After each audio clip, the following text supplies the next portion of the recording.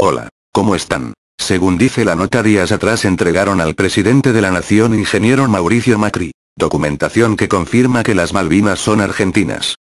Antes de ir a la nota, quisiera felicitar al ingeniero Julio Cobos, ex vicepresidente de la República Argentina. Él recibió estos documentos hace 2 años y realizó un trabajo en silencio para poder certificar que esta documentación es original. Un poco más de 2 años llevó esta tarea.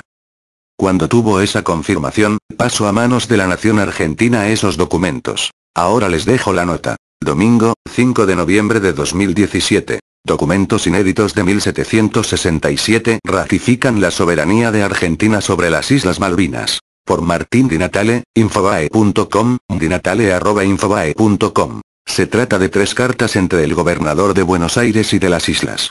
El gobierno recibió el material y ahora podría intervenir para hacer un reclamo ante la ONU. Son 3 cartas inéditas fechadas en 1767. 3 documentos escritos en español antiguo que incluyen un intercambio epistolar entre el primer gobernador de las Islas Malvinas y el entonces mandatario de Buenos Aires.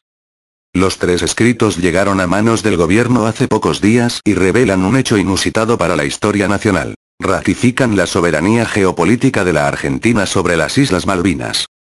El presidente Mauricio Macri, el jefe de gabinete Marcos Peña y el canciller Jorge Fauria ya fueron informados del tema.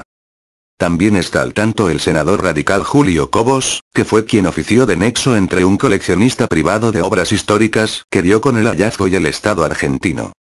El dato político más significativo de esta revelación histórica que pudo conocer en exclusiva Infobae es que en el futuro inmediato, el gobierno podría utilizar estos documentos como nueva base de sustentación para darle más sustento a la pelea en las Naciones Unidas por el reclamo de la soberanía argentina en las islas del Atlántico Sur.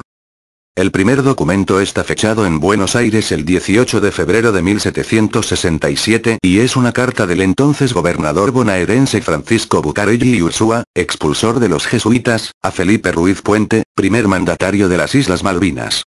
El texto al que accedió Infobae, y que se halla bajo estricto resguardo en el Archivo General de la Nación, sostiene que desde Buenos Aires se enviarán 8 prisioneros a ración y sin sueldo como mano de obra para la flamante gobernación de las Malvinas, creada 4 meses antes por orden del rey Carlos III.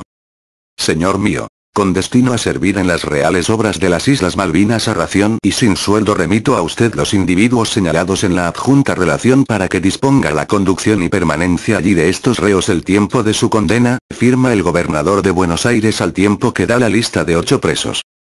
El segundo documento es una carta fechada en Malvinas el 25 de abril de 1767 enviada por el gobernador de Malvinas Felipe Ruiz Puente a su par bonaerense Bucarelli y Ursúa. En esa misiva le explica la necesidad de levantar una capilla en Malvinas para todo el pueblo, pues solo se cuenta con una muy precaria, con una imagen de San Luis. Y solicita a la vez un pequeño sagrario o tabernáculo con su copón correspondiente y una imagen de la advocación que determinaré para patrono de esta posesión. Cabe destacar que el puerto Soledad se bautizó como Saint Louis cuando fue descubierto por los franceses. Sucede que las islas luego fueron transferidas a la corona española por Francia.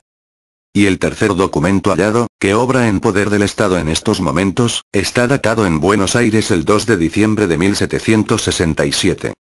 También se trata de una carta dirigida por el gobernador de Buenos Aires al primer gobernador de Malvinas. Allí se sostiene que desde la capital argentina se enviarán los vasos sagrados y ornamentos para erigir una nueva capilla en esa colonia, así como una imagen de la Virgen de la Soledad para que sea declarada patrona de la población. Quizás esta sea la única pista para descubrir el origen del nombre de la isla Soledad. Por otra parte, las fuentes consultadas por Infobae para realizar esta investigación destacaron que entre los detalles importantes de las cartas, uno de los documentos menciona la enumeración de reos que fueron a trabajar, ya que entre ellos solo uno era de origen noble y de apellido Díaz. No solo estos reos fueron a Malvinas, sino que comenzaron las primeras obras de la capilla y está mencionado que fueron los franciscanos quienes aportaron su asistencia espiritual al comienzo de dominio de la corona española. El documento está datado el 25 de abril de 1767, la fecha del traspaso de dominio francés de las islas al reino español, y para los historiadores y el arco político, estos documentos revelan una posesión del territorio español, por lo que tras la independencia de la Argentina, pasó a ser la república poseedora de las Islas Malvinas. La particularidad del documento es el uso de la palabra colonia, calificativo de los Borbones, reinantes en esa etapa en la península ibérica. Ese término es vital para reconocer a las islas como dependientes de una gobernación bonaerense, luego del virreinato del Río de la Plata, más tarde de las Provincias Unidas y por último de la nación argentina, expresó a Infobae el coleccionista privado que encontró los documentos y que se los donó al Estado. Por razones de seguridad, el anticuario prefirió denominarse con las iniciales NLD a fin de no revelar su identidad. El gobierno tiene conocimiento de estos documentos que ahora están en poder del Archivo General de la Nación. Una fuente calificada de la Casa Rosada admitió a Infobae que hay altas posibilidades de que estas cartas puedan ser usadas para presentar en Naciones Unidas como nuevos elementos de defensa de la soberanía de la Argentina en las Islas Malvinas. Por otra parte, el senador Cobos destacó a Infobae que los documentos recibidos tienen el valor histórico de que ratifican la posesión de las Malvinas por parte de lo que luego sería el territorio argentino y es un hecho que sin dudas marcará un antes y un después en la diplomacia. La ex canciller Susana Malcorra fue la que recibió el año pasado esta documentación, y la diplomática expresó en diálogo con Infobae que los documentos hallados pueden llegar a tener un peso político muy fuerte. Es que si el gobierno lleva esta documentación a las Naciones Unidas, se podría modificar el voto de algunos países del Comité de Descolonización que hasta ahora estuvieron alineados con Gran Bretaña. Malcorra dijo que si se ratifica la autenticidad de esos documentos el tema se torna interesante. Anteayer, el Instituto Nacional de Tecnología Industrial, INTI, terminó de analizar científicamente los documentos inéditos para autentificar su identidad y reveló que son reales. Se realizaron análisis cuantitativo de fibras mediante la observación con microscopio óptimo, MO, y microfotografías. El informe técnico al que accedió Infobae es el SON 18, 5230. Se tomaron muestras con algunos escasos milímetros cuadrados en zonas de reborde y sin escritura tratando de no afectar las dimensiones originales ni su aspecto, dice el documento. A su vez, el Archivo General de la Nación avaló esa documentación y la resguardó en su poder bajo llave. Ahora espera que el gobierno tome el tema y se avance con el reclamo político ante Gran Bretaña en el Comité de Descolonización de Naciones Unidas.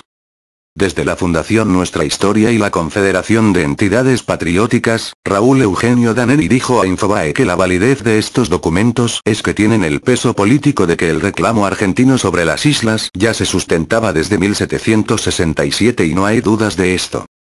La palabra de Daneri tiene un valor adicional. Fue capitán del Regimiento 7 de Infantería Coronel Conde que combatió contra el Reino Unido en las Malvinas en la guerra de 1982. Daneri acompañó a NLD en una parte del hallazgo. ¿Cómo llegaron a manos del gobierno los documentos que pueden hacer un ruido diplomático de gran envergadura con Gran Bretaña? Según pudo reconstruir Infobae a lo largo de varios meses de investigación, NLD adquirió en marzo de 2015 estas 3 cartas a un anticuario del microcentro porteño que desconocía el valor histórico de esos documentos.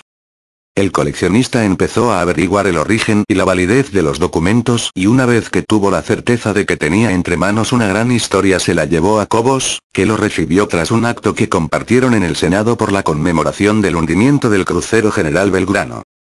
Recuerdo que al principio tuvimos muchas dudas de la autenticidad de los documentos, sostuvo el senador de Mendoza. Pero con el tiempo las dudas se fueron disipando. De la mano de Cobos, el 21 de marzo del año pasado NLD le llevó los documentos a la entonces canciller Malcorra, luego accedió al tema el director del Archivo General de la Nación Emilio Perina y finalmente se recaló en el INTI para las pruebas científicas de las 3 cartas. Desde septiembre de 2016, los documentos fueron cedidos por NLD al Estado argentino y están bajo llave en el Archivo General de la Nación. Cobos informó del tema al jefe de gabinete y al canciller Faurie que ya han avisado a Macri. El viernes pasado hubo una comunicación oficial del senador de Mendoza a Presidencia. El coleccionista privado ya casi puede respirar tranquilo. No fue una aventura tan fácil. Recibió atentados en su domicilio y finalmente pudo salvar las cartas para donarlas al Estado. El 23 de noviembre presentará en sociedad esta documentación que hasta ahora eran secretos junto con la Fundación Nuestra Historia.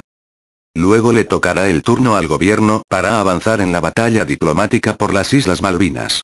Los documentos que hoy se revelan pueden cambiar el curso de la historia.